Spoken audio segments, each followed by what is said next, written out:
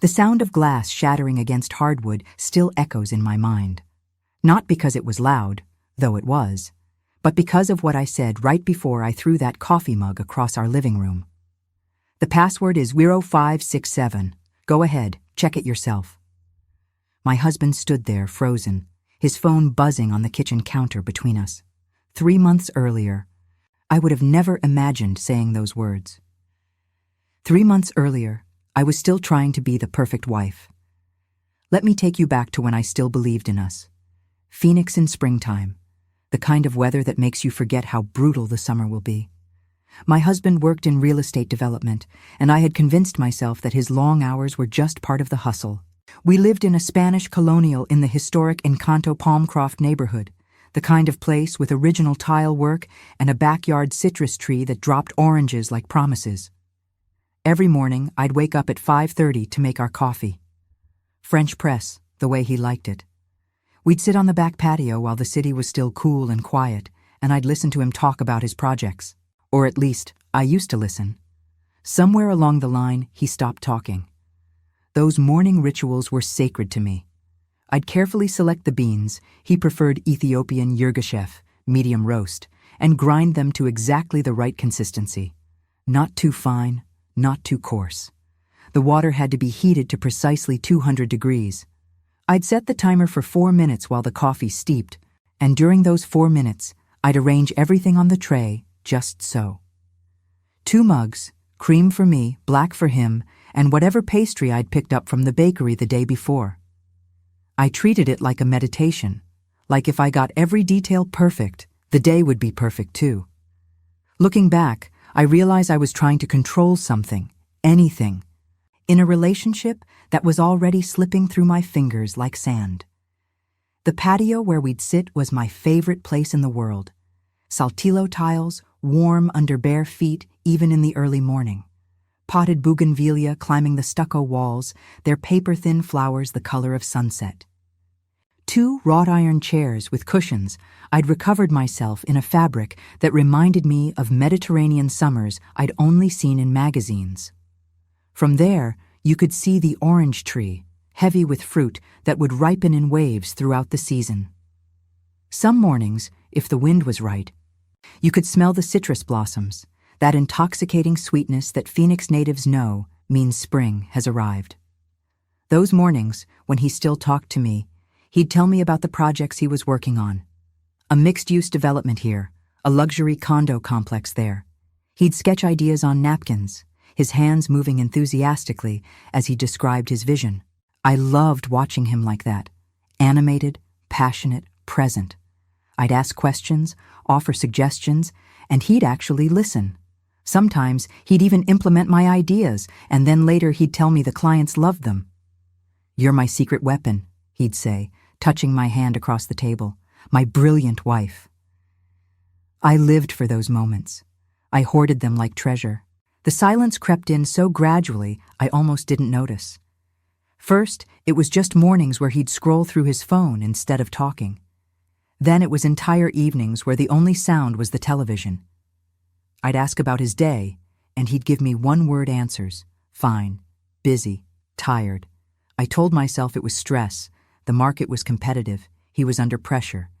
But there was something else, something I couldn't quite name. It was the way he'd angle his phone away from me when a text came through, the way he'd leave the room to take certain calls, the way he looked at me sometimes, like I was furniture he'd forgotten he owned.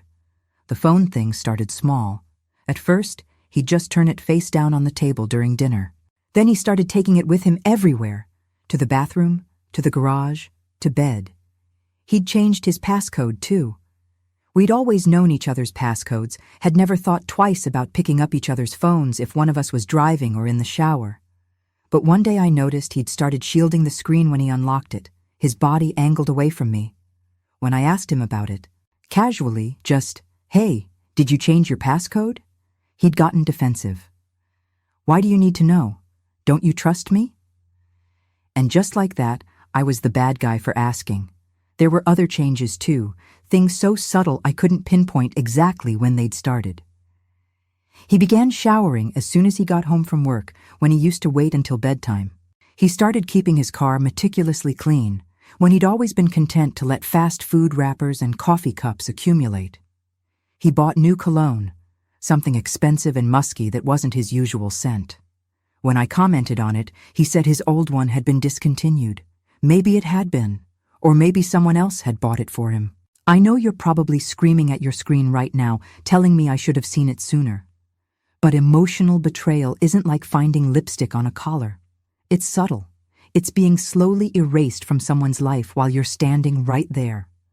It's the metallic taste of anxiety you wake up with, wondering what you did wrong this time.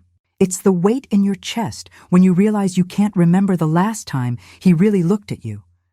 And let me tell you about that anxiety. It wasn't just mental, it was physical. I'd wake up every morning with my jaw clenched so tight it ached. My shoulders were in constant knots. I developed this nervous habit of picking at my cuticles until they bled. My stomach was always in turmoil. That constant low-grade nausea that comes from chronic stress. I stopped sleeping through the night. I'd wake up at 2, 3, 4 in the morning, my mind racing, replaying conversations, and trying to figure out what I'd said wrong, what I'd done wrong, why he was pulling away from me. Here's the thumbnail moment of this whole mess. Me, standing in our kitchen at 2 in the morning, eating ice cream straight from the container because I couldn't sleep. Again. My reflection in the window showed a woman I barely recognized, thinner than I'd been in years, not from taking care of myself, but from that constant knot of worry that kills your appetite. And there he was, sleeping soundly upstairs, while I was down here wondering why I felt so alone in my own marriage. That kitchen. God, I spent so much time in that kitchen. Terrazzo countertops, vintage turquoise tile backsplash, a 6-burner gas range I'd fallen in love with the first time we toured the house. I'd imagined hosting dinner parties there, teaching our future kids to bake, growing old together over morning coffee at the breakfast nook. Instead, it became the place where I'd stand at 2 in the morning, eating ice cream I didn't want, staring at my ghost-like reflection in the dark window, wondering how I'd gotten here. The ice cream was always the same flavor, salted caramel, not because I particularly loved it, but because he didn't like it, which meant he wouldn't notice if the container got emptier between his rare forays into the freezer. Isn't that pathetic? I was choosing my comfort food based on what wouldn't be noticed. I was trying to be invisible even in my own midnight grief. The thing about childhood trauma is that it trains you to accept crumbs. I grew up in a house where love was conditional, where silence was punishment, and where your worth was measured by how little trouble you caused. My father was a military man, all discipline and control, and my mother was a ghost who'd learned to disappear into the wallpaper to avoid conflict. I watched her spend 40 years trying to be perfect enough to earn his approval, and she never got it. She died 5 years ago, still trying. I swore I'd never be like her, and yet here I was, replaying the exact same pattern. Studies reveal that those who suffered childhood abuse are more vulnerable to creating trauma bonds. Looking back, I realize I might have been replaying old tapes from my younger years, always hoping the silent treatment would end if I could just be better, quieter, more understanding, more something. Anything but what I was. My mother used to have this saying, "A good wife is a quiet wife." She'd say it while ironing my father's shirts, while preparing his dinner exactly the way he liked it, while canceling plans with her friends because he needed her home. I rejected that saying for years. I went to college, built a career in marketing, traveled, had my own life. I was modern, independent, feminist. I wasn't going to disappear for any man. And then I met my husband, and slowly, incrementally, I became my mother. Not all at once, just one small compromise at a time until I looked up one day and realized I'd disappeared. So when my husband started pulling away, what did I do? I doubled down. I convinced myself that if I just tried harder, if I proved my devotion, if I made myself indispensable, he'd come back to me. That's the blind belief that kept me trapped for 2 years, 2 entire years of my life. I actually believed that sacrifice equals love. That if I gave enough, he'd have to give back. God, writing that out makes me feel like an idiot, but that's exactly what I thought, and sacrifice I did. My best friend Sarah called me one Tuesday afternoon. We used to meet for lunch every week at this little cafe on McDowell Road, the one with the murals of desert flowers on the walls. I haven't seen you in 2 months, she said. Her voice had that careful tone people use when they're trying not to sound accusatory. I looked at my calendar. She was right. I'd canceled on her 6 times. I'm sorry, I told her. Things have just been really busy. But that wasn't true. The truth was that my husband had mentioned, casually, that he didn't understand why I needed to spend so much time with friends when we had each other. So I'd started making excuses. First to Sarah, then to my book club, then to my sister. Sarah and I had been friends since college. She was the one who'd held my hair back when I had food poisoning sophomore year. She was the one who'd helped me move into my first apartment, who'd celebrated every job promotion with champagne, who'd been my maid of honor at my wedding. And I was ghosting her. Not because I wanted to, but because keeping my husband happy had become more important than keeping myself whole. The last time I'd actually made it to lunch with her, this was maybe 3 months into my marriage starting to fall apart, she'd noticed something was off. You seem different, she'd said, studying my face across the table. Tired. Are you okay? And I'd lied. I'd smiled and told her everything was fine, that married life was wonderful, that I was just adjusting to new routines. The concern in her eyes had made me want to cry, but I'd held it together. I'd changed the subject. I'd asked about her job, her dating life, anything to move the spotlight off me. Because admitting something was wrong would have made it real, and I wasn't ready for that yet. My independence didn't disappear overnight.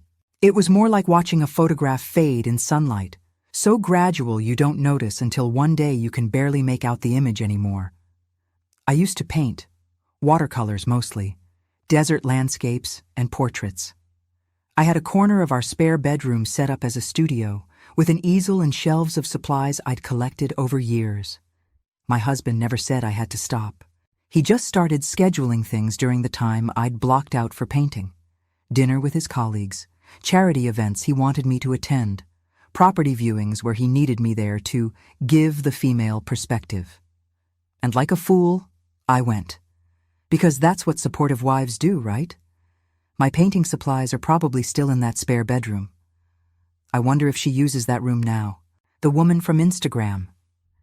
Maybe she's turned it into a yoga studio or a home office. Maybe she threw everything out. My easel was a gift from my college art professor, a woman who'd believed in my talent enough to encourage me to pursue it professionally. I'd chosen the safer path of marketing instead, but I'd kept painting as my creative outlet, my therapy, my joy. Until I didn't.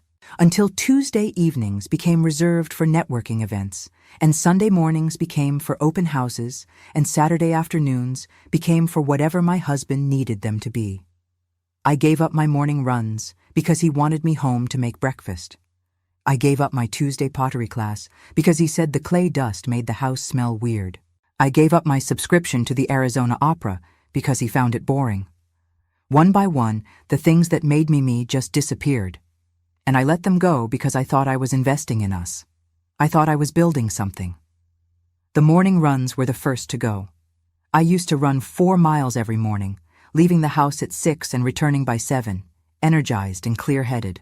It was my meditation, my therapy, my connection to my body and the world around me. But he started making comments. You're always gone in the mornings. I barely see you before work. Can't you run after I leave? So I switched to running after he left for work, but then he started leaving earlier and earlier, and by the time he was gone, I needed to start my own work day. The runs became sporadic, then occasional, then memories. The pottery class was harder to give up. I loved the feel of wet clay between my fingers, the meditative quality of working the wheel, the community of other artists who gathered every Tuesday evening. I'd been taking the class for 3 years, had made friendships there, had developed actual skill. But he complained about the clay dust I'd track into the house, despite my best efforts. He complained about Tuesday evenings being a prime time for social obligations. He complained about the cost, even though it was only $40 a month and he was spending hundreds on golf memberships and expensive lunches. Eventually, I stopped renewing my enrollment. The teacher sent me a note asking if I was okay, if I planned to return. I never responded. I couldn't explain what was happening because I didn't understand it myself. Have you ever looked at your own life and not recognized it? That's where I was. I'd wake up in that beautiful house with the citrus tree and the original tile work, and I'd feel like a stranger in my own skin. My days revolved entirely around him, his schedule, his preferences, his moods. I planned meals he liked, wore clothes he complimented, kept the house the way he wanted it. I became a supporting character in my own life, and the worst part? I thought that was noble. I'd stand in my closet in the mornings, and instead of choosing what I wanted to wear, I'd think about what he liked. He preferred me in dresses, said pants made me look too businesslike. He liked pastels on me, said bright colors were trying too hard. He liked my hair down, said updos made me look severe. So I wore dresses in soft colors and kept my hair loose, even though I preferred the professionalism of a structured outfit and the convenience of a ponytail. I was dressing for an audience of one, and that audience was losing interest anyway. The meals were another battleground I didn't even know I was fighting in. I used to love cooking, creative, experimental cooking. I'd try new cuisines, play with unusual flavor combinations, make meals that were adventures. But he preferred classic food. Meat, potatoes, nothing too spicy or strange. So my weeknight dinners became a rotation of steak, chicken, pork chops, always with safe sides, mashed potatoes, green beans, salad with ranch dressing. I'd cook the same 12 meals on repeat, and he'd still barely taste them, barely comment, barely notice the effort I put into making everything exactly how he liked it. But here's what nobody tells you about sacrificing everything for someone. They don't appreciate it. They expect it. And then they resent you for not having anything left to sacrifice. The discovery came in pieces, like a jigsaw puzzle I didn't know I was solving. First piece, a receipt I found in his jacket pocket while taking it to the dry cleaner. Dinner for two at Durant's, the upscale steakhouse downtown. We hadn't been there in over a year, and I definitely hadn't been there last Tuesday. When I asked him about it, he said it was a business dinner. But Durant's at 9 p.m. on a Tuesday? For business? I remember holding that receipt in my hands, standing in our bedroom, my heart pounding so hard I could hear it in my ears. The receipt was crumpled, like he'd shoved it in his pocket carelessly, or guiltily. It listed 2 steaks, both filet mignon, both cooked medium rare. That was his favorite. 2 sides of creamed spinach, a bottle of Caymus Cabernet. That was the wine we'd ordered on our anniversary dinner 3 years ago, the last truly good night we'd had together.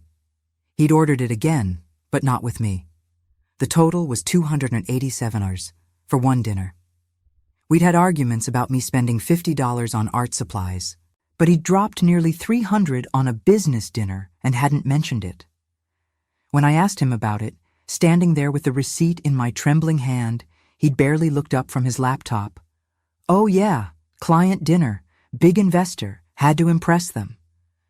No details about who the investor was, what project they were discussing, nothing. Just a dismissive explanation and a return to his screen. And I'd accepted it. Because what else could I do? Accuse him of lying based on a receipt? That would make me paranoid, crazy, the kind of wife men complain about. Second piece, his Instagram. I wasn't snooping, not really. I was tagged in a photo by a mutual friend, and when I opened the app, his profile was there. Posts I'd never seen on my feed. Photos of him at restaurants, at gallery openings, at weekend hiking trips to Sedona. Places I knew nothing about. And in several of them, there was a woman. Always positioned carefully. Not touching him, but there. Dark hair, confident smile. The kind of woman who looks like she's never sacrificed anything for anyone. Her name was Jenna. I didn't know it then. Not from the Instagram posts, but I'd learn it later. In the photos, she was always dressed impeccably. Tailored blazers, designer jeans, heels that probably cost more than my car payment. She had this way of standing next to him that was just ambiguous enough, close enough to suggest connection, far enough to deny it if questioned. In one photo, from a gallery opening in Scottsdale, she was holding a wine glass and laughing at something, her head tilted back, her whole posture radiating ease and confidence. My husband was beside her, and he was laughing too, really laughing, the way he used to laugh with me years ago. I scrolled through his feed, my hands shaking. There were dozens of posts I'd never seen. Instagram's algorithm had decided I didn't need to see my own husband's posts, or maybe he'd hidden them from me somehow. I didn't know you could do that, but I learned later that you can. You can restrict people, hide stories from them, create this carefully curated version of your life that your spouse never sees. How long had he been doing this? How long had he been living this parallel life? The hiking trip to Sedona killed me. It was posted on a Sunday when he'd told me he was playing golf with clients. The photo showed him at Cathedral Rock, one of the most iconic spots in Arizona, wearing hiking gear I'd never seen before. And there she was again, in athletic leggings and a tank top, looking fresh and radiant despite the challenging hike. The caption read, "Needed this. Best way to reset." 43 likes, comments from people I didn't know. Looks amazing. Wish I was there. Good for the soul. And I'd been home that day, alone, thinking he was on a golf course somewhere, never imagining he was 2 hours away climbing red rocks with another woman. Third piece, our credit card statements. I'd stopped looking at them months ago because he'd told me he preferred to handle the finances. But I needed to check something for our insurance, and there they were. Charges I didn't recognize. Hotels in Scottsdale, jewelry stores, a florist on Valentine's Day. I'd gotten nothing that year except an apologetic text that he'd been too busy. I sat at his desk, the one in the small office off our living room that had become his domain, and I went through 6 months of statements. The paper trail was devastating. Hotels charged on weeknights when he'd told me he was working late. Restaurant charges in cities where he'd claimed to be for business, but on dates that didn't match the conference schedules I could find online. A charge from Tiffany & Co. for 1,847. I'd received no jewelry from him in over 2 years, not even for our anniversary. There was more, so much more. Monthly charges to a wine club I'd never heard of. Tickets to concerts and shows I'd never attended. A weekend at a spa resort in Tucson during a time when he'd told me he was visiting a construction site. I printed everything out. My home printer churning through page after page of financial infidelity. Each charge was a betrayal. Each unexplained expense was a moment he'd chosen to lie to me.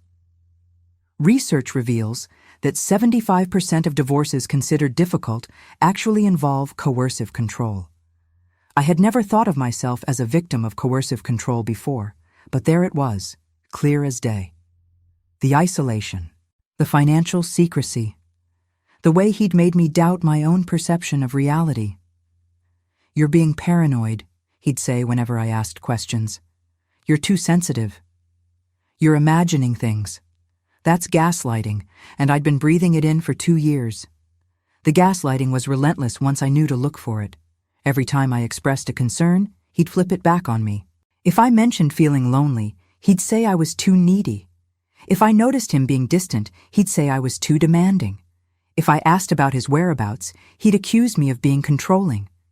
He'd use this particular tone of voice, condescending, almost pitying, that made me feel like I was being irrational. "Honey, I think you're overreacting again. Maybe you should talk to someone about your anxiety. I'm worried about you. You seem really stressed lately." As if my stress existed in a vacuum, as if it wasn't a direct response to his behavior. The collapse came on a Thursday morning. Our coffee ritual, the one thing I'd held on to, the one small piece of normal in our crumbling marriage. I woke up that day and I just couldn't do it. My body literally refused. I sat on the edge of the bed, and the thought of going downstairs, grinding those beans, heating the water, pretending everything was fine, it made my chest tighten until I couldn't breathe. So I didn't. I stayed in bed, It wasn't a conscious decision. It was more like my body had made the choice for me, had said enough when my mind was still trying to keep up the pretense. I sat there on the edge of our bed. His side was already empty. He'd been sleeping in later lately, or pretending to sleep while I went through my morning routine. And I felt this weight pressing down on me. It wasn't metaphorical. It was physical, this crushing pressure on my chest that made it hard to draw a full breath. I heard him get up, heard him go downstairs, heard the pause when he realized there was no coffee. The silence stretched out, and I imagined him standing in the kitchen, confused. This was the first time in almost 3 years of marriage that I hadn't made the coffee. The first time I'd broken the ritual, heard him make it himself. And when he brought me a cup, the first time he'd made me coffee in over a year, I looked at him and felt nothing. Not anger, not love, not even sadness. Just nothing. The metallic taste of shock was there, but underneath it was something else. Clarity. Cold, sharp clarity. The coffee he brought me was terrible. Too weak, the water not hot enough, the timing all wrong. But it wasn't really about the coffee. It was about the fact that he didn't know how to make coffee the way I liked it because he'd never paid attention. In 3 years, I'd made him thousands of cups of coffee exactly how he preferred it. But he couldn't do the same for me because he'd never bothered to notice how I took mine. This small, stupid thing, bad coffee, somehow crystallized everything that was wrong with our marriage. He noticed I hadn't touched the coffee. "You okay?" he asked, but it was perfunctory. He was already checking his phone. "Fine," I said, using his own word against him. "Just tired." He nodded and left for work 15 minutes later without kissing me goodbye. He used to always kiss me goodbye. I watched him leave from the bedroom window, watched him walk to his car, a new Audi he'd bought 6 months ago without really consulting me, watched him check his phone before he even started the engine, watched him smile at whatever he saw on that screen. And I knew. I absolutely knew he was texting her, whoever she was. The smile gave him away. It was the smile he used to give me. That moment, that small, seemingly insignificant moment of not making coffee, was my breaking point, because it made me realize something I'd been avoiding for months. I had already lost him. Maybe I'd never really had him, and I was fighting for a marriage that existed only in my head. I need you to understand something about rock bottom. It's not always dramatic. Sometimes it's just a Thursday morning where you don't make coffee and everything finally makes sense. After he left that morning, I stayed in bed for another hour. Just lying there, staring at the ceiling, feeling both numb and hyper-aware at the same time. The bedroom we'd shared for 3 years suddenly felt foreign. The furniture we'd picked out together, or rather, that I'd picked out while he nodded absently. The photographs on the dresser from happier times, the wedding portrait we'd hung above the bed. All of it felt like props in a play that had closed, but nobody had struck the set yet. I finally got up and went downstairs. The house was too quiet. It had always been quiet, but this was different. This was the quiet of absence, of ending, of something fundamental shifting. I poured out the terrible coffee he'd made me and stood at the sink, watching it swirl down the drain, and thought about all the mornings I'd carefully prepared that ritual. All that effort. All that hope that if I just did everything right, he'd love me the way I needed to be loved. The rest of that day is a blur. I remember sitting at the kitchen table with my laptop, staring at the screen, supposed to be working, but unable to focus on anything. I remember the way the afternoon light slanted through the kitchen window, illuminating dust motes in the air. I remember the sound of our refrigerator humming, the clock ticking, the neighbor's dog barking. All these small, mundane sounds of life continuing when mine felt like it had stopped. I also remember making a decision. Not a dramatic one. I wasn't ready for that yet, but a small decision that felt monumental in the moment. I called Sarah, my best friend Sarah, whom I'd been avoiding for months. My hands shook as I dialed, and when she answered, I almost hung up, but I didn't. "Sarah," I said, and my voice cracked. "I need help." The silence on the other end lasted maybe 2 seconds, but it felt eternal. Then, "I'm coming over. Don't move." She hung up before I could protest, before I could take it back, before I could retreat into my usual, "I'm fine. Everything's fine." She showed up 30 minutes later with a bag from our favorite cafe, the one with the desert flower murals, the one where we used to have our weekly lunches. She had sandwiches and coffee and those little chocolate chip cookies I loved. She set everything up on my kitchen table without saying a word, and then she sat down across from me and waited. "I don't know where to start," I said. "Start anywhere," she told me. "I've got time. I've got all the time in the world for you." So I started talking. Not about everything. I wasn't ready for that yet. But I told her about feeling lonely in my own marriage, about the silence, about the distance, about waking up at 2 a.m. eating ice cream and not recognizing myself in the window's reflection, about feeling like I was disappearing. Sarah listened, without interrupting, without judging, without offering platitudes. When I finally ran out of words, she reached across the table and took my hand. "You're not disappearing," she said firmly. "You're still in there, and we're going to get you back." That "we," the certainty that I wasn't alone in this, that she was on my team, made me cry harder than I had in months. My neighbor Maria saved me, though she didn't know it at the time. I'd seen her around the neighborhood, a widow in her 60s who walked her corgi every evening. We'd exchanged pleasantries, but never really talked. Until one Saturday afternoon when I was sitting on my front porch, just sitting there because I had nowhere else to be, and she stopped. "You look like I did 5 years ago," she said. Not, "How are you?" Not, "Nice weather." Just that. I must have looked like hell. I hadn't showered in 2 days. My hair was in a messy bun, and I was wearing the same yoga pants I'd slept in. I'd been sitting on that porch for over an hour, just staring at the street, not thinking about anything in particular, just existing in this numb fog. Maria stood at the bottom of my porch steps with her corgi, a fat little dog named Winston. And she looked at me with this expression of recognition that made me want to cry. I must have looked confused because she gestured to her porch.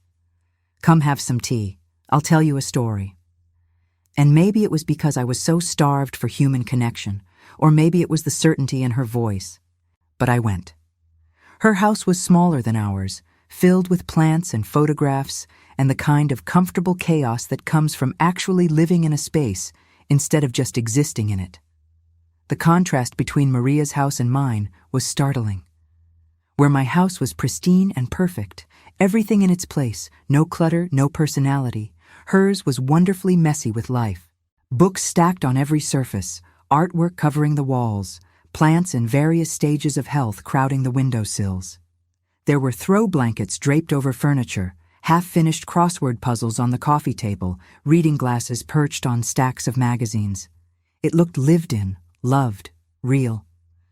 "My husband died," she said, pouring me chamomile tea into a chipped mug. "But before he died, he disappeared. Not physically. He was right there in the house. But emotionally? Gone. Checked out. I spent 3 years trying to figure out what I'd done wrong. Spoiler alert, nothing. He was having an affair with his secretary. Original, right?" She laughed, but it was bitter. "The thing is, everyone thought I was the perfect wife. I sacrificed everything for that man. My career, my friends, my self-respect. And you know what I got for it? Erased. I became invisible in my own life." I started crying right there at her kitchen table, ugly crying, the kind where you can't catch your breath, because she was describing my life. She handed me tissues and let me sob, and when I finally could speak, I told her everything. The silence, the isolation, the receipts, the Instagram posts, all of it. The words poured out of me like I'd been holding back a flood. I told her about the coffee ritual, about giving up painting and running and pottery. I told her about Sarah, about my sister, about everyone I'd pushed away. I told her about the credit card statements and the hotel charges and the jewelry I'd never received. I told her about lying awake at 2 a.m. eating ice cream I didn't want, about the anxiety that had become my constant companion, about the weight in my chest that never went away. Maria listened without interrupting, occasionally nodding, occasionally refilling my tea. Winston the corgi sat at my feet, his warm weight against my ankle somehow grounding me. When I finally ran out of words, when I'd emptied myself of the whole terrible story, Maria reached across the table and took my hand. "Here's what you need to understand," Maria said, and her voice was steel. "Men like this, they don't change. They just get better at hiding. And you have two choices. You can keep sacrificing yourself on the altar of a marriage that's already dead, or you can take your power back. But sweetie, you need to do it smart." That conversation changed everything. Maria became my secret ally, the only person who knew what I was planning. Because, oh yes, I was planning. Over the next week, Maria and I met every afternoon. On paper, I was just having tea with a neighbor. In reality, I was getting a crash course in self-preservation from a woman who'd been through this before. Maria had a legal pad where she'd written out a strategy, a step-by-step plan for protecting myself. "Documentation," she'd say, tapping the pad with her pen. "Everything needs to be documented. Financial records, suspicious behavior, all of it. And you do it quietly." I started small. I created a new email address he didn't know about. I started forwarding copies of financial documents to it, bank statements, investment accounts, property deeds, everything I could access. He'd told me he handled the finances, but technically, my name was still on everything. I had every right to these documents, but I did it quietly. No need to show my hand. Setting up the email account felt like a spy movie. I did it at the public library, on one of their computers, during a time when my husband thought I was grocery shopping. The email address was innocuous, a combination of my middle name and a random number. I set up two-factor authentication with a phone number he didn't know about, a burner phone I'd bought with cash at a Target across town. Every precaution felt both paranoid and necessary. Then, I went deeper. I recovered the password to our joint credit card account. Turns out, forgot password is a beautiful thing, and I started documenting. Every charge, every suspicious transaction, every hotel room and jewelry store purchase. I created spreadsheets, I took screenshots, I built a timeline. The timeline was damning.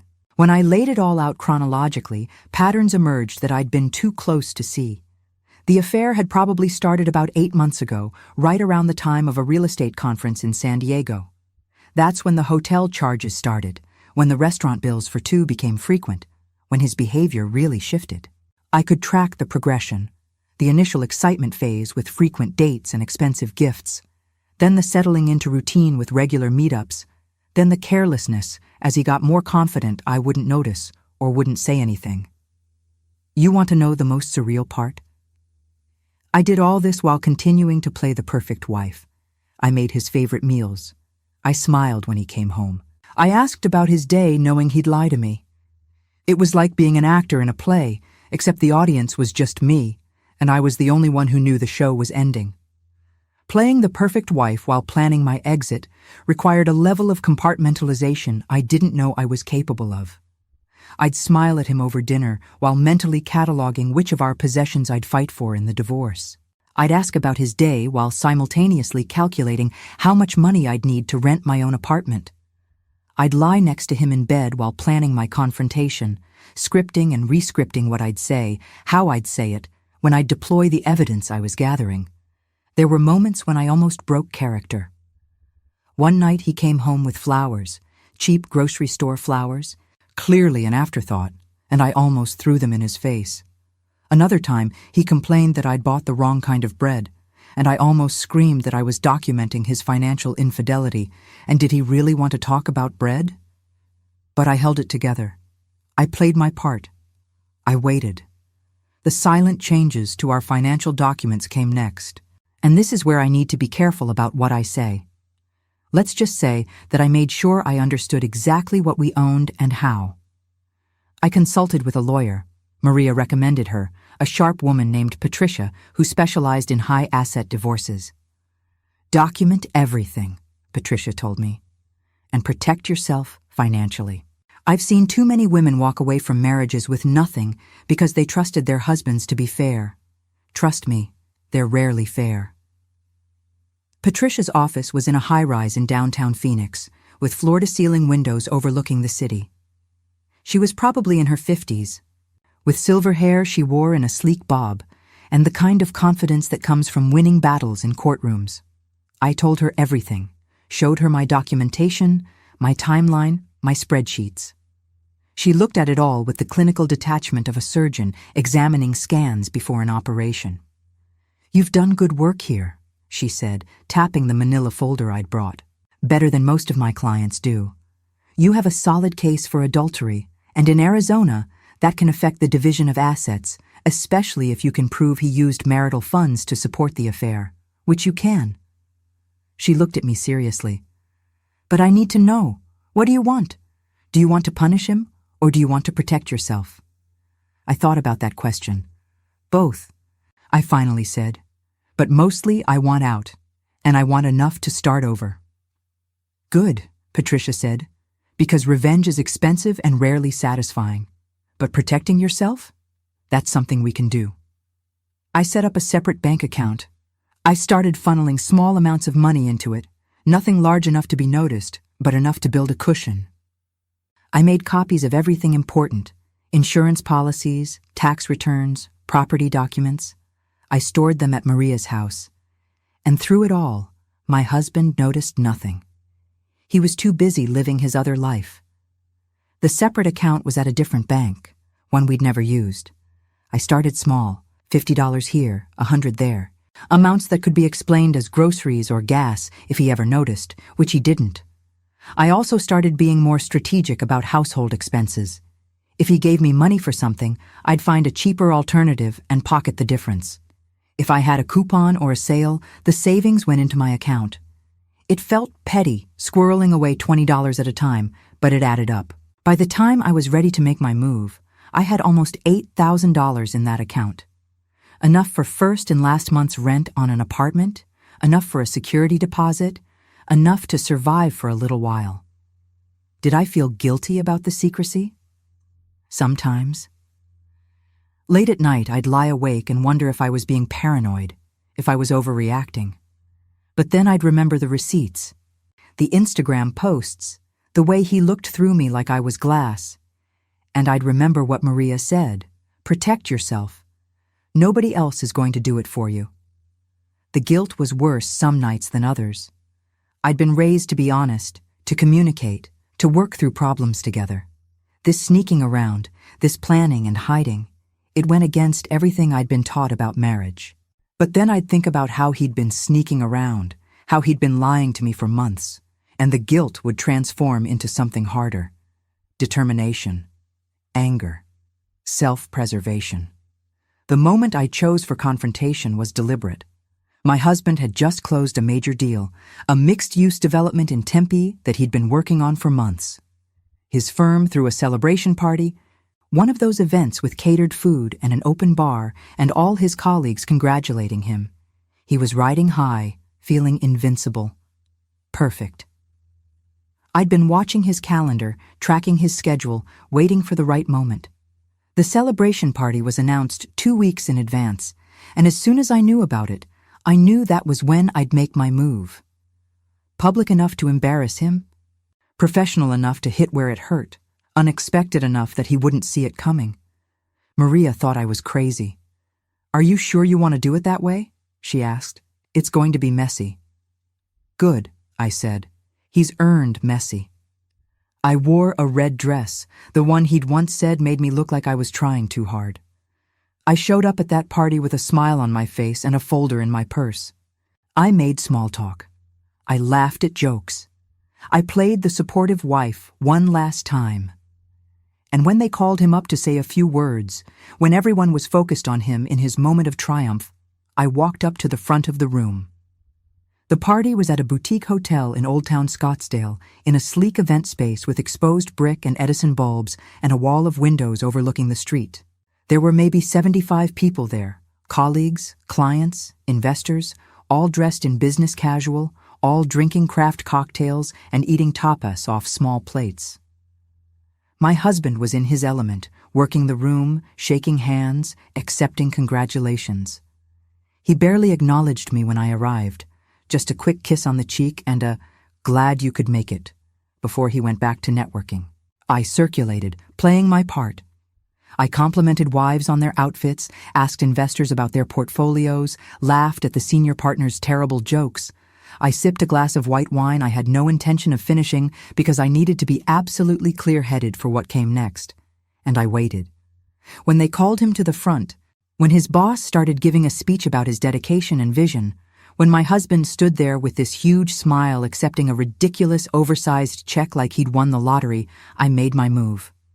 I wove through the crowd, folder in hand, and I walked right up to that front of the room. "Before you continue," I said, my voice steady and clear, "I have something for my husband." I handed him the folder. He opened it, confused, probably thinking it was some kind of congratulations card. But it wasn't. It was every receipt, every bank statement, every Instagram screenshot, every piece of evidence I'd compiled over 3 months. And on top of it all was a single piece of paper with his phone password written on it, E4567. His face went through this incredible range of expressions in about 5 seconds. Confusion. What is this? Recognition. Oh God, she knows. Panic. How much does she know? Calculation. How do I play this? And then finally, anger. His jaw clenched, his face flushed, and I saw him start to formulate whatever lie he was going to tell. But I didn't give him the chance. The room went silent. You could have heard a pin drop on that industrial carpet. He stared at the documents, his face going from confused to pale to red. "What is this?" he managed to say. "The truth," I told him. "The password is 0567. That's your phone password, right? The one you changed 3 months ago? I figured it out. Want to know how?" "Our anniversary, May 67th, the date we got married. Fitting. Don't you think that you'd use our wedding date as the password to hide your affair?" The silence in that room was absolute. Nobody moved. Nobody spoke. Every eye was on us, on him holding that folder full of evidence, on me standing there in my red dress, saying things that should never be said in public. I could see people's faces, shock, embarrassment, some poorly hidden satisfaction. His boss looked like he wanted to disappear through the floor. And Jenna, because yes, she was there, standing near the back in a black cocktail dress, Jenna went white as a sheet. "Her name's Jenna, right?" I continued, and I pointed at her. 75 pairs of eyes swiveled to look at her. "The woman you've been spending our money on? The one you've been taking to all these places?" I looked back at my husband. "Durant's, Tiffany's, that spa in Tucson. Should I keep going? Because I have months of receipts, months of hotel charges, months of lies." I didn't wait for his response. I walked out of that conference room, out of the hotel, into the Phoenix night. My hands were shaking, my heart was pounding, but I felt more alive than I had in 2 years. Behind me, I could hear the murmur of voices, the beginning of the scandal. Ahead of me was uncertainty, but at least it was honest uncertainty. The walk to my car felt both endless and too short. My heels clicked on the pavement, loud in the quiet night. The air was cool, Phoenix in May after the sun goes down, and I gulped it in like I'd been drowning. My hands were shaking so hard I could barely get my key in the car door. When I finally did, when I sat in the driver's seat and closed the door, shutting out the world, I started laughing. Not happy laughter, but the slightly hysterical laughter of someone who's just set fire to their old life and walked away from the flames. I sat there in that parking lot for probably 20 minutes, just breathing, just processing what I'd done. My phone started buzzing, calls from him, texts, voicemails, and I turned it off. I didn't want to hear his excuses, his justifications, his anger. I'd said what I needed to say, and now I was done. You're probably wondering what happened next, what consequences he faced, what justice looked like. Here's the truth. He kept everything. The house, the cars, the successful career. We divorced quietly, and because I'd been smart about protecting myself financially, I walked away with enough to start over. But he didn't lose his job. His colleagues didn't shun him. The woman from Instagram? They're together now. I've seen them around town at the same restaurants where he used to take me. The divorce took 8 months from filing to finalization. 8 months of lawyer meetings and mediation sessions and negotiations over who got what. Patricia fought hard for me, and we got a fair settlement. Not everything I deserved, but enough. Half the value of the house, half our savings, a portion of his retirement accounts. Alimony for 2 years. It was enough to start over, to build a new life. The firm never fired him. There were rumors of a stern conversation with the senior partners, of him being passed over for a promotion, but he kept his job. Some of his colleagues were distant with him for a while, but eventually things went back to normal. Men like him always land on their feet. The public confrontation became office gossip for a few months, and then it faded. New scandals replaced it. Life went on. So did I get justice? Not the way you might think. There was no dramatic downfall, no public shaming that destroyed his life. He faced embarrassment at that party, sure, and our divorce wasn't the amicable split he probably wanted, but he landed on his feet. People like him always do. But here's what I realized. I didn't need his life to fall apart for mine to get better. The victory wasn't in his punishment, it was in my freedom. He kept the house, but I got to leave the prison. He kept his successful career, but I got my identity back. He kept his new relationship, but I got peace. Real peace. The kind that comes from knowing you're not being lied to, manipulated, or erased anymore. Do you think that was fair? Tell me in the comments. What would you have done in my place? Because honestly, I still struggle with it sometimes. I see him driving his expensive car, living in our house with her, and a part of me wants to scream that he should have lost everything. But then I remember, he lost me.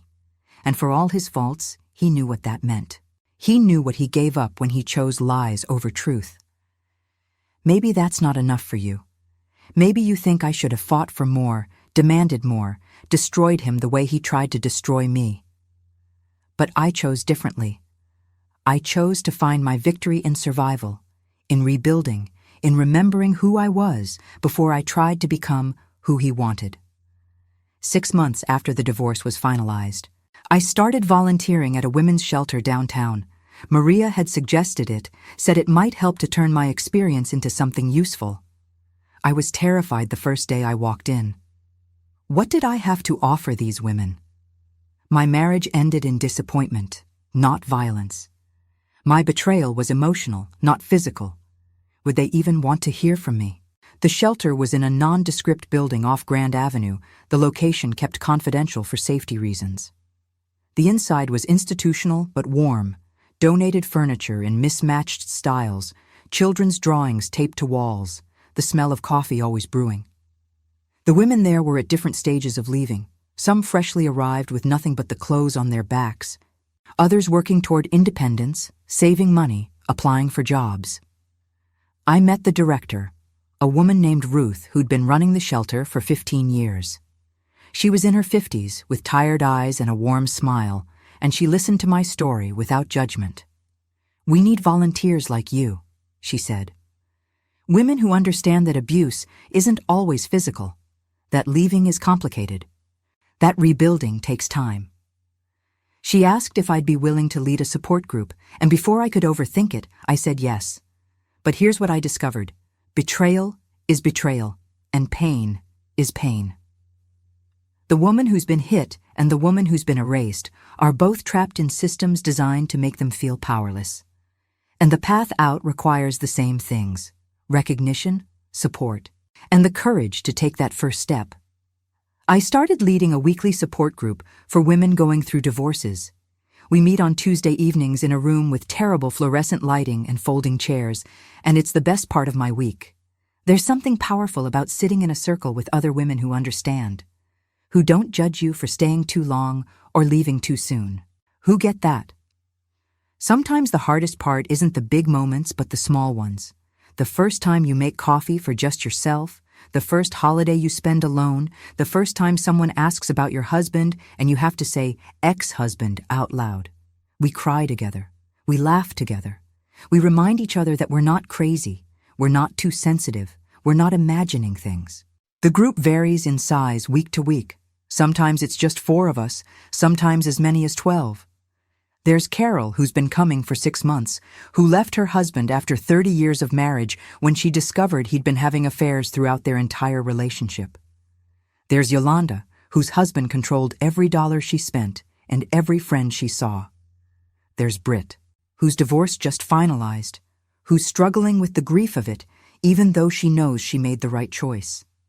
There's Maya, who's still married but planning her exit, who comes to meetings with an elaborate cover story about a book club. We share our stories, our strategies, our setbacks and victories. We celebrate the small wins. Someone opened their own bank account. Someone went to lunch with a friend they hadn't seen in years. Someone stood up to their ex in a mediation session. We hold each other through the hard moments, the nights when you almost call him, the times when you wonder if you made a mistake, the moments when the loneliness feels unbearable. We remind each other why we left, why we're fighting for ourselves, why we matter. I also went back to painting. My new apartment, a modest 1-bedroom in the Roosevelt Row Arts District, has terrible lighting for a studio, but I don't care. I set up an easel by the window and I paint. Sometimes I paint the desert landscapes I used to love. Sometimes I paint portraits of the women from my support group, if they're willing. Sometimes I paint abstract swirls of color that represent emotions I don't have words for yet. The paintings aren't particularly good, but they're mine. That's what matters. The apartment itself is tiny compared to the house, maybe 650 square feet, with thin walls and neighbors who play music too loud and a parking spot that barely fits my car. But I chose every single thing in it. The furniture is second-hand, mostly, from thrift stores and estate sales. My couch is this terrible floral pattern from the 80s, but it was $50 and it's comfortable. My kitchen table is a beat-up wooden thing I found at a yard sale. I sanded it down and painted it turquoise. My bedroom set doesn't match. And I love it all because it's mine. The Roosevelt Row neighborhood is perfect for me. It's artsy and weird, with murals on every building and galleries and coffee shops and a creative energy that feels like permission to reinvent yourself. I can walk to First Friday art walks. I can grab coffee at 3 different places within 2 blocks. There are yoga studios and vintage stores and little restaurants with patio seating. It's vibrant and alive in a way that Encanto Palmcroft never was. Living here, I've discovered things about myself I'd forgotten. I'm a morning person. Not because I need to make someone else's coffee, but because I genuinely love watching the sunrise. I paint better when there's music playing, something I never knew because the house always had to be quiet. I actually enjoy cooking again. Now that I'm cooking for myself, experimenting with recipes that interest me rather than catering to someone else's limited palate. I've made friends with my neighbors, artists and musicians and writers, people who understand the value of creative work and personal space. There's a coffee shop 2 blocks from my apartment that's become my regular spot. It's called the Churchill, and it's nothing like the pristine, sterile places my ex-husband preferred. It's eclectic and funky, with mismatched furniture and local art on the walls. The barista knows my order now. Oat milk latte, no sugar. And sometimes we chat about books or art or nothing in particular. These small, ordinary interactions feel precious to me now. They're proof that I exist in the world as my own person, not as someone's wife. I reconnected with Sarah, with my book club, with my sister. I apologized for disappearing, and they forgave me because real friends do that. I started running again, early mornings when Phoenix is still cool, and the sky is that particular shade of pink-orange that only exists in the desert. I joined the pottery class again and made the ugliest bowls you've ever seen. And I loved every minute of it. I subscribed to the opera. I did all the things I'd given up, and it felt like coming home to myself. The first time I met Sarah for lunch after everything, I cried before we even ordered. We were back at our old place on McDowell Road, the cafe with the desert flower murals, and she just reached across the table and held my hand while I sobbed. "I'm sorry," I kept saying. "I'm so sorry I disappeared." And she said, I know you are, and you're here now. That's what matters." My sister flew out from Colorado to help me move into the apartment. We spent a weekend shopping at IKEA and Target, assembling furniture with incomprehensible instructions, laughing until we cried over how badly we'd messed up the bookshelf. "You know what I love," she said, standing back to survey our work. "You're you again. I missed you." And I realized she was right. I was me again. Maybe a different version, maybe scarred and healing, but recognizably myself. The pottery class welcomed me back like I'd never left. My teacher, a patient woman named Linda, just smiled when I showed up and said, "Good to see you again." She didn't ask where I'd been or why I'd left. She just gave me a lump of clay and pointed me toward an open wheel. That first night back, I made a bowl so lopsided it could never hold water, and it's sitting on my kitchen counter right now, holding my car keys. My life is smaller now in some ways. My apartment is a fraction of the size of that Spanish colonial house. My car is older, my wardrobe simpler, my budget tighter, but it's mine. Every single part of it is mine. Nobody is monitoring my time, or judging my choices, or making me feel guilty for existing. I eat ice cream for dinner if I want. I leave dishes in the sink overnight. I spend entire Saturdays in my pajamas painting, and nobody makes me feel bad about any of it. Is it lonely sometimes? Absolutely. There are nights when the silence of my apartment feels oppressive, when I miss having someone to share mundane details with, when I wonder if I'll ever trust anyone enough to let them in again. But you know what's lonelier? Being married to someone who's already left, being in a house full of silent rooms and unspoken resentments, being invisible to the person who's supposed to see you most clearly. That kind of loneliness is soul-crushing in a way that living alone will never be. The loneliness hits at unexpected times, not usually when I'm alone, but when I'm out in the world and see couples. At the grocery store, watching a husband and wife playfully debate what kind of pasta to buy. At the park, seeing two people on a morning run together, perfectly in sync. At a restaurant, overhearing a conversation where someone says, "my husband," with casual affection instead of resentment. Those moments ache. They remind me of what I thought I had, what I wanted, what I lost. But then I come home to my little apartment, to my terrible floral couch and my mismatched furniture and my lopsided pottery, and the ache eases. Because this might be smaller, but it's real. This might be lonely sometimes, but it's honest. And honest loneliness is bearable in a way that dishonest companionship never was. I've started dating again, cautiously. Nothing serious yet, just coffee dates and conversations, getting to know people without the pressure of immediate commitment. It's terrifying and exhilarating in equal measure. The first time a man asked for my number, I almost said no out of pure fear. But I didn't. I'm learning to trust myself again, to trust my instincts, to believe that I deserve honesty and respect and real connection. It's a process, and some days are easier than others. Before I end my story, I want to share something important I learned through all of this, something that might help you or someone you love. It's about prevention for the future, because the best time to protect yourself from this kind of pain is before it starts. I didn't know these things when I got married. I wish I had. First, set boundaries early and maintain them fiercely. This isn't about being difficult or withholding or punishing your partner.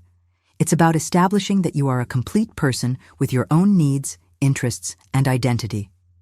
When someone asks you to sacrifice something that matters to you, ask yourself, am I doing this because I want to, or because I'm afraid of the consequences if I don't? If it's the latter, that's a red flag the size of Texas. Boundaries aren't walls. They're guidelines for how you deserve to be treated. They're saying, I need Tuesday evenings for my pottery class, and meaning it. They're saying, I'm having lunch with my friend without apology or justification. They're saying, I need to know where our money is going, and not backing down when questioned. Healthy partners respect boundaries. They might negotiate.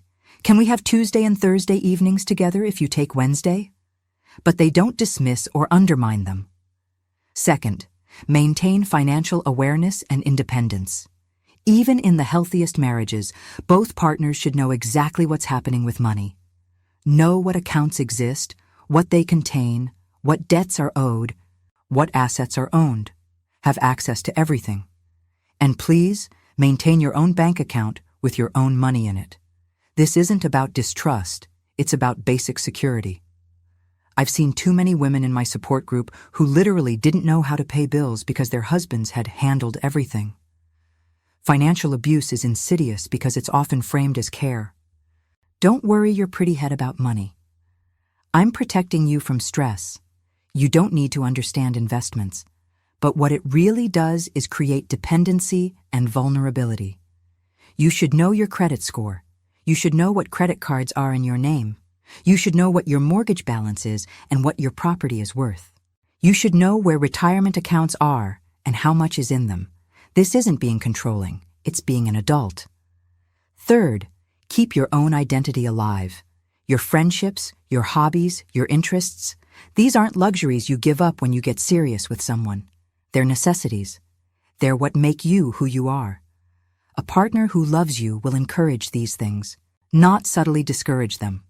A partner who loves you will want you to be fully yourself, not a muted version designed to accommodate their ego. I tell the women in my support group, you should be able to describe yourself without mentioning your relationship. Who are you? What do you love? What makes you excited to wake up in the morning? If your answers all revolve around your partner, making him happy, supporting his dreams, being what he needs, then you've lost yourself. Get yourself back. Take that class. Join that club. Spend time with those friends. The right partner will celebrate these things about you. The wrong partner will resent them. Fourth, trust your instincts. If something feels wrong, it probably is. Your intuition is not your enemy. When I look back, I can see dozens of moments where my gut was screaming at me, and I silenced it because I didn't want to seem paranoid or difficult. I thought ignoring my instincts made me mature and trusting. It didn't. It made me vulnerable. Now I know, if you feel invisible in your relationship, if you feel like you're walking on eggshells, if you feel like you're constantly making excuses for your partner's behavior, those feelings are data. Pay attention to them. Your body knows before your mind admits it. The anxiety that wakes you at 3 a.m. The knot in your stomach when their phone buzzes. The way you rehearse conversations before having them because you're trying to prevent an argument. The feeling of relief when they're not home instead of happiness when they are. These are all signals. They're your subconscious telling you something is wrong. Listen to them. Fifth, ask questions and demand answers. You have a right to know what's happening in your own life, where money is going, where time is being spent, who your partner is talking to. These aren't intrusive questions. They're basic relationship transparency. And if asking these questions makes you feel guilty, or if your partner makes you feel guilty for asking, that's another red flag. Healthy relationships can handle questions. Where were you? Who were you with? What is this charge? These aren't accusations. They're normal questions that should have simple, honest answers. If your partner responds with defensiveness, with deflection, with making you feel bad for asking, that's a problem. Why do you need to know? Don't you trust me? You're being paranoid. These are not appropriate responses to reasonable questions. They're manipulation tactics designed to make you stop asking. Sixth, build and maintain a support system. Don't let yourself become isolated, even if it happens gradually and seems reasonable at the time. Your friends and family are your lifeline. They're the people who will help you see clearly when you're too close to the situation. They're the ones who will remind you who you are when you've forgotten. Isolation is a tactic of control, and it works precisely because it happens slowly enough that you don't notice until it's complete. Make time for your people and don't cancel on them unless it's truly an emergency. Not because your partner scheduled something else, not because you're tired from trying to keep your partner happy. Make those friendships a priority. They're not optional add-ons to life. They're essential infrastructure. The women in my life saved me. Maria saved me. Sarah saved me. My sister saved me. They could only do that because I hadn't cut them out completely, because there was still a thread of connection they could pull on to bring me back. Finally, remember that you cannot love someone into being a good partner. You cannot sacrifice enough, be patient enough, be understanding enough to transform someone who is fundamentally unwilling to treat you with respect and honesty. Love is not enough. It never was. What you need is mutual respect, shared values, and consistent effort from both people. Anything less than that, and you're building on sand. This was the hardest lesson for me to learn. I wanted so badly to believe that if I just loved him enough, gave him enough, was enough, he would change. He would remember why he'd chosen me. He would come back to me. But people don't change because you love them. They change because they want to change, because they see a reason to change, because they're committed to doing the hard work of change. And that work has to come from them, not from you. These aren't guarantees. Even with all this knowledge, relationships can fail and people can betray you. But at least you'll be protecting yourself. At least you'll maintain enough of your identity and independence that if things go wrong, you have something to fall back on. You won't have to rebuild from nothing the way I did. Think of it as relationship insurance. You buy insurance hoping you'll never need it, but knowing you're protected if disaster strikes. These strategies, boundaries, financial awareness, maintained identity, trusting instincts, asking questions, keeping your support system. They're your insurance policy. Maybe you'll never need them because you're with someone wonderful who values and respects you. Great. But if you do need them, you'll be so grateful you put them in place. Thank you for staying with me until the end. I know this was a long story, and I know some parts were hard to hear. But if you made it this far, I think you connected with something in it. Maybe you've been through something similar. Maybe you're going through it now. Maybe you're scared you might go through it someday. Whatever brought you here, I want you to know you're not alone. Your experience is valid, your feelings matter, and you deserve better than being invisible in your own life. I'd love to hear from you in the comments. What city are you listening from? What time is it there? Are you drinking coffee like I am? Or is it late at night and you can't sleep? Tell me what resonated with you. Tell me if you've experienced something similar. Tell me what you would have done in my place. Would you have confronted him publicly like I did? Or would you have chosen a different path? Your voice matters here. This is a safe space for sharing your truth. If this story moved you, if it made you think, if it reminded you of your own strength or helped you feel less alone, please hit that like button. It helps this story reach other people who might need to hear it. And if you haven't subscribed yet, please do. I share stories like this every week. Real women, real struggles, real survival. We're building a community here of people who refuse to be erased, who choose themselves, who find their way back to who they really are. Before you go, I want to recommend 2 other videos you might find incredibly helpful. The first is about recognizing gaslighting in relationships, the specific tactics manipulators use and how to protect yourself from them. The second is about rebuilding your identity after a major life change. Both are stories from women in my support group who were brave enough to share. You'll find them linked in the description. Until the next story, take care of your heart. Remember that you are not invisible, you are not too sensitive, and you are not crazy for trusting your instincts. You are enough exactly as you are, right now, in this moment. And if someone can't see that, the problem isn't with you. The problem is with their vision. Check your coffee's not getting cold. Take a deep breath. You've got this. I promise you do. And I'll see you in the next story.